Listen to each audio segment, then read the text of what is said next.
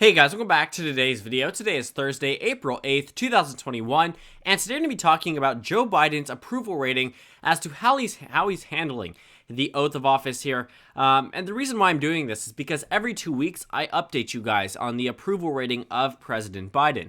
And I think it's very interesting to see how it changes over time. And I think it'll even be more interesting in 2022, 2023, when we look back on this and say, where was his approval rating 1 year ago today, 2 years ago today? Where was his approval rating at the height of COVID-19? Where was his approval rating at the height of vaccinations, at the height of whatever might come in the future? So looking at the approval rating, it's a pretty good determinant of how the American public views the president. Of course, it's a direct response. And while there is some partisan lean, I think, to the left, I think that there may be an underestimation of the amount of Americans that overall disapprove of Joe Biden. That may also be wrong because, you know, while polls have skewed to the right in both 2016 and 2020, they had one thing in common that the Joe Biden polls do not, and that is the presence of Donald Trump on the same poll. So when you're looking at the way that voters are asked about whether or not they're voting between Biden and Trump, sometimes you do see voters hide the way that they are voting, but when it comes down to Democrat versus Republican, you start to see more accurate polling and overall a general predictor of the results. So I think it's a little bit different with the approval rating polls of Joe Biden. I think it's very different than if Donald Trump was on the ballot, a lot less charged because we are trying to return American politics to a sense of normalcy. So it certainly will be interesting to say the least, but I think that tracking the approval rating is a very good way of determining whether or not Joe Biden is getting more and more popular or less and less popular. So as of today, April 8th, 2021, Joe Biden has a positive 13.3% net approval rating, meaning he has a 53.2% approval rating and a 39.9% disapproval rating. That is a pretty strong amount. He's holding steady. As you can tell from the title of this video, Joe Biden is pretty much not plateauing, but, you know, shifting up and down between plus 13, plus 15, plus 16. So hovering around low to mid double digits. And, you know, this is not a bad thing at all for Joe Biden. Being up 13 points nationwide is a very strong thing, especially compared to President Trump and even to some former presidents. We can actually point out where Joe Biden stands amongst the most recent presidents. Compared to Donald Trump, Joe Biden is considerably higher, 13 points higher to be exact. Compared to Joe Biden, he's around 7 points lower. Compared to George W. Bush, around 2 points lower. Compared to Bill Clinton, 0.2% lower. And then George H.W. Bush, around 6 points lower. But overall, the main takeaway is that Joe Biden seems to be either doing better than Trump, on par with previous Republicans and Democrats besides Obama. And, you know, Obama had a very strong approval rating because he was elected with a very large margin. The American public loved President Obama, which is why he won 365 electoral votes. So he had that going into his first term. And looking at the approval rating, honestly speaking, it looks as if the honeymoon period is extending longer than it did for some presidents here. You know, for Bill Clinton, over the next few weeks or next few months, we will see an immediate dip. If Joe Biden's able to maintain that, well, he will be in a pretty powerful position by the end of 2021. And looking at the approval rating, it has fluctuated in the past. You know, it started off being actually very similar to where it is today. A plus 16 approval rating nationwide versus now, which is plus 13.3%. Honestly speaking, I don't think that's the worst place Joe Biden could be. The current numbers, 53.2%, is not even the amount of votes that Joe Biden got in the presidential election. On the presidential level, Joe Biden got simply 51.3% of the vote, which means he's approved of by more Americans than what he won back in 2020. The disapproval numbers, 39.9%, should be the amount that Donald Trump got, but no. Donald Trump received 47% of the vote, which means that the voters out there, some of these Trump supporters, have no opinion of Joe Biden, or for maybe a very narrow amount, actually approve of the way that Joe Biden is handling the presidency. So being up 13 points is nothing to scoff at. And if we're comparing it to where Donald Trump was back in 2017, April 8th, we can look at the exact date, as I showed you in the comparison, but you can actually see, you know, the breakdown here. 52.7 to 42, negative 11 points. For reference, Donald Trump left office with nearly negative 20. So negative 11 versus plus 13, we're talking about a super significant difference here, a difference of 24 points relative to where Joe Biden is up versus where Donald Trump was down. And this is largely due to the COVID-19 pandemic seemingly on its way out in the United States. Now, I don't want to jinx anything, but you do have to point out that the United States is doing phenomenal in terms of the COVID-19 vaccine distribution. 27.1% of the United States population is covered by COVID-19. I believe that means one dose or more. And looking at the 175 million doses administered in the state, in the United States, I am so confident and so happy to see these numbers. Now, the thing is, the Joe Biden administration does not release the same numbers as Bloomberg. For whatever reason, Bloomberg seems to be considerably ahead as we look at the numbers. But 174 million doses administered in the United States, way ahead of any other country, close to China. But China has only covered 5% of people there versus the United States at 27%. So 20% of the United States is fully vaccinated. A total of 34% has received one dose or more. This is getting much, much better. One dose means you take 3 Americans, one will have a first dose. You take 5 Americans, and one of them will have 2 shots. I am fully vaccinated. I will count under that 19.9%. And I know plenty of people my age and all of my teachers. I actually just started in-person school again today, which is why this video is coming out so late. I'm going to try to work something out where I can release one, record one in the morning and release it midday. But that's besides the point. What we're seeing here is that so many people are getting vaccinated and that we are distributing it the best out of almost any country in the United States. Oh my gosh, that sounds so crazy.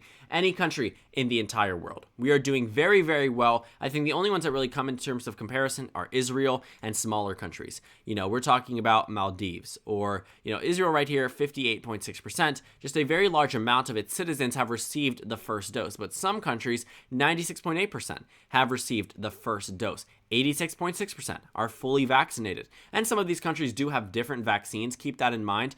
Some countries will have, the one that was, from Russia or China or another type of biotech firm, whatever it might be. But some of these countries don't have exactly Pfizer, Moderna, Johnson & Johnson, simply because the United States has bought up most of those doses. But I do want to say, we are doing very well in terms of COVID-19 vaccination efforts. And the COVID-19, cases by state are actually very mild for this spring break season. I am very surprised that the curve seems to have been leveled off amidst so many people traveling, so many people partying, so many, people leaving their college campuses, going to visit family, flying, going to the beach, going into clubs, partying. I really expected the COVID-19 cases to potentially surge, but the reason why it's so mild, and I know it sounds crazy to think about that, a day with, 62,000 cases is a mild day, but compared to what we probably would have seen if this had been, another type of winter break issue, where these cases would have exponentially rose to insane amounts. And now it's down to around a point where it's nowhere where we would want to be. I don't think we would ever want to be at 73,000 cases a day, but I do think that we are doing better. And the fact that we've leveled out amidst spring break and a lot of people traveling at this point, some of these airports receiving the most amount of people traveling we've seen since the pandemic began, and the cases are still plateauing, I think that's a good sign that these vaccines are working. And, if you're looking at the states that are high and staying high, yes, there are some of them, but they're not nearly as bad as where they were back in January, February. If you're looking at some of these areas, a number of these states are lower and staying low. Texas, Missouri, Wyoming, New Mexico.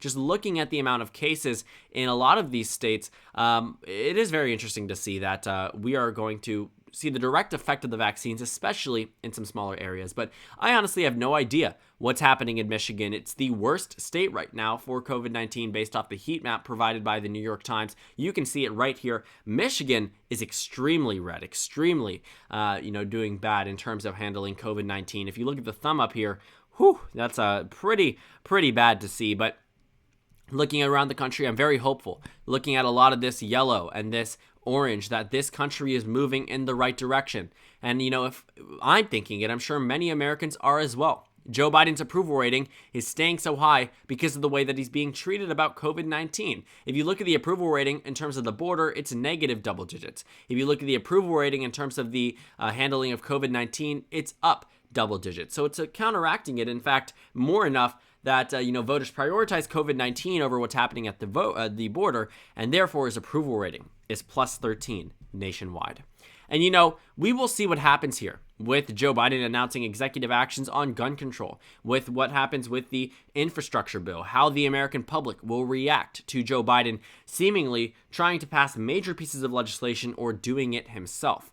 But I also think not only is it Joe Biden's handling of COVID-19, but the Democratic Party's image altogether. Amongst the American public, the Democratic Party is both favored and unfavored, about even 48-48. Now that's not a point where I would say, that's super good, but 48-48 is actually one of the best positions that the Democratic Party has been in quite some time. The Democrats hadn't reached 48 since September of 2019. If you're scrolling down, the next time we've seen 48 or above before then was right here. 51-43 on November 9th through 12th, 2012, immediately after Barack Obama was reelected. Since then, the Democrats had never been at such a high point until today. 48-48 may be an overall 0, but it's much better than being in the negative by 5, 6, 7 points. But the same cannot be said for the GOP. I think that right now there's a very negative connotation that comes with the Republican Party versus the Democratic Party. The Democratic Party passed the stimulus checks. The Democratic Party is the party right now that is looking to pass an infrastructure bill. The Democratic Party is the party that seems to be caring about COVID-19 a lot more. So that can certainly shift the approval rating amongst older Americans. And amongst the Republican Party, as of today, the unfavorability rating is 59-37. That's a 22-point difference. Back in November 2020, right after the Republicans lost, it was only -10. -22 versus -10 is a huge, huge increase in terms of the overall net negative, and I think that it's very, very interesting that the Republican Party seems to have fallen out of favor from the American public. And it's not as if the Republican Party has really been approved of to the same extent as the Democratic Party. The Democrats always seem to be outpacing the Republican Party in terms of overall approval. However, you do have to realize that, the Republican Party probably should be at a better point, but unfortunately for them, they are not. They should be at a point where they could, do well in the upcoming midterm elections, and that their approval rating might be high because of the unpopularity or expected unpopularity of the incumbent president, but that is not the case. The GOP seems to be screwing themselves over by taking a number of positions here that are very detrimental. I think that, with the clinging on to President Trump, with the Capitol insurrection, with everything really following with the Republican Party moving down, being characterized under their name, I think a lot of what the American public views when they think about the Republican Party is extremism. I think a lot of it ties back to the Ted Cruz, Josh Hawley, etc. type of people in the United States Senate, in the United States House, Matt Gaetz, a number of scandals that are just being released every single day that are completely changing the way the American public views each political party. And I think that it's a combination of COVID-19 decreasing or plateauing. I think it's a combination of the vaccination efforts being ramped up to the fullest extent. I think it's also a combination of Joe Biden's ability to go ahead and follow through with executive orders and pushing for certain pieces of legislation to be passed. And I think this actually might have a narrow bump for his approval rating nationwide. So what we're seeing is that Joe Biden is doing everything right in terms of handling COVID-19 and everything right in terms of releases here. But at the same time, you do have to realize that Joe Biden is still going to be a president. Sorry about the ringtone in the back. Joe Biden is still the president of the United States, and he's going to be criticized, and he's going to receive a lot of negative media attention in the future. I'm going to go ahead and grab that just to go ahead and turn off the... Okay, it turns off as soon as I grab it. That was really unfortunate for me, but he's going to be scrutinized. He is going to eventually dip down below, and I am waiting for that day when I do make the update video where I discuss Joe Biden's approval rating. Every 2 weeks, I love to look at this approval rating to show you guys how things have changed. The reality is Joe Biden seems to be still in his honeymoon period, but for sometimes similar reasons and sometimes different reasons. All around, okay, that's getting annoying. 1 second. Let's go ahead and, geez. Should go on Do Not Disturb. Let's see. Okay. And now we're on Do Not Disturb. Thank goodness. Cannot believe I wasted my time doing that. But looking at the approval rating, eventually it will dip. I'm waiting to see when that happens. But for right now, the approval rating seems to be holding steady, and the honeymoon period seems to be going strong. And relative to other presidents, Joe Biden seems to be at least on their level. Doing better than Trump, a little bit worse than Obama, but on the same level as Bill Clinton, George H.W. Bush, and George W. Bush. So all around, pretty positive for Biden, up 13 points nationwide as it stands today. I'm sure these numbers will fluctuate over the next few weeks. That's yet to be seen. But overall party image for the Democrats, pretty positive. Party, or at least relatively, party image, just image of Joe Biden, very positive. I think that the Democratic Party is very happy as to where they stand today currently with vaccination efforts, with COVID-19 cases, with gun control, with party affiliation, and overall, just hopefully for them. I think that they're really hoping on grabbing a lot of this energy and riding it into the 2022 midterm elections. So thank you guys so much for watching this video. Make sure to comment down suggestions below. Subscribe on the left if you haven't already, and check out the Instagram and Twitter. At the bottom left of the screen, there's also a Discord server for you to go ahead and join. On the screen, there's a video you can watch, and then a playlist for my Biden-Harris administration analysis videos. Again, thank you guys so much for watching, and I will see you all later today.